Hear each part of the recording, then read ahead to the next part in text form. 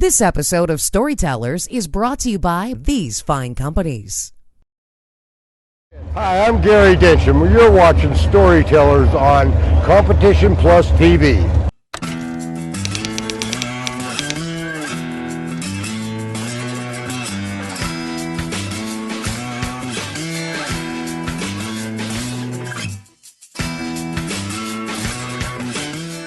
Well, now, every part that he's brought to Australia is gone.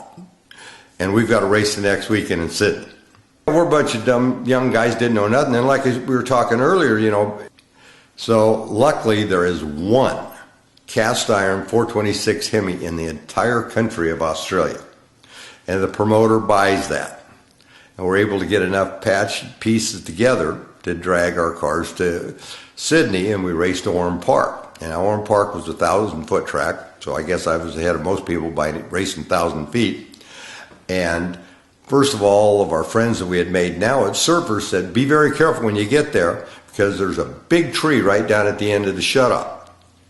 And we get there and I said, we got to go see that tree. And the promoter says, don't worry, we took that tree out. Cool, no tree.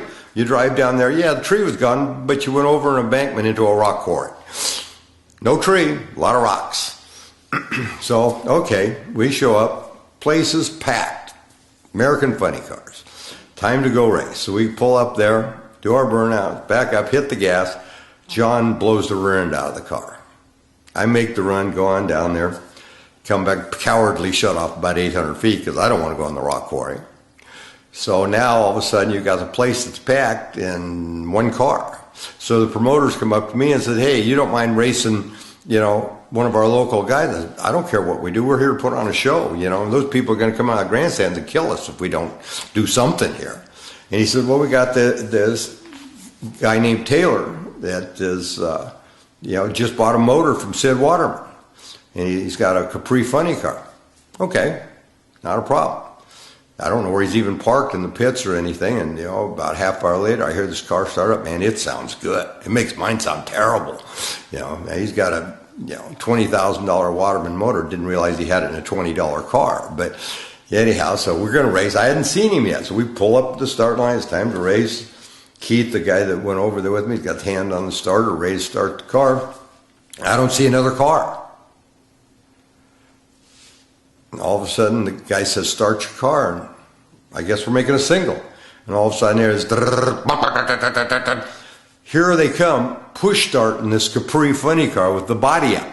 And it looks like a big old alligator going like this. Because they haven't got a starter for it. Then they put the body down, and the roll cage sits about this far out of the roof. Okay, no matter, we got to put on a show. So I do the burnout. He does the burnout right by me. It's spectacular. It's great. Now you got to remember this is a circuit course. The grandstands are on one side and there's just a big grass infield on the other side. I'm backing up and all of a sudden he pulls in the grass infield.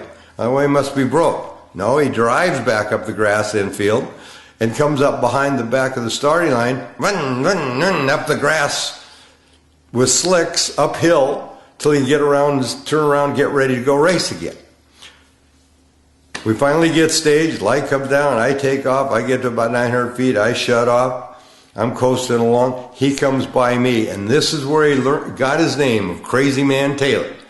He's got a cargo parachute in his lap, throwing it out the window, on the side window. It blossomed just about the time he went over the hill into the rock quarry. And I thought that was the end of everything. Nope, they made it back for the final round. Exact same thing happened again. Through the lights, shut off, he comes by me, throwing the parachute out the window. Into the rock quarry. So that's, when everybody said you were racing Crazy Man Taylor, I thought, this guy can't be that crazy. Well, he was.